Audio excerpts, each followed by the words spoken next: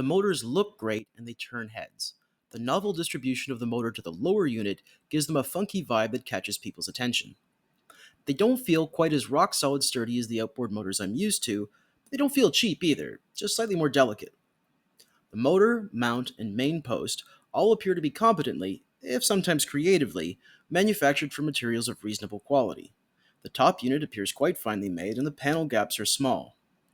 Some negatives are that the stickers won't last long, the aluminum of the stabilizer fin is softer and easier to deform than I was expecting, and the motor mount for the remote steering connection is not well thought out. The machine screws are in single shear, the plate's too thin, the screws are too small, and if it were me, I would have used the stick throttle connection as the base for the remote steering connection in the first place. The way the motor has been designed, the weight of the motor is overwhelmingly at the bottom. A typical gas outboard has the majority of its weight near the top, balancing somewhat the weight of the lower unit gearbox, propeller, and shafts. This motor doesn't have that counterbalance, making it much harder to lift and tilt. The novel cooling system is quite interesting and seems to work. It is necessary to cool the motor's upper control unit while in motion. It does get a little warm.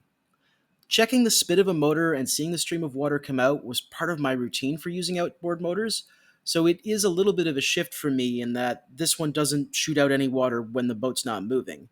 So I'm a little paranoid in that I'm not allowed to verify the system when the motor is idle.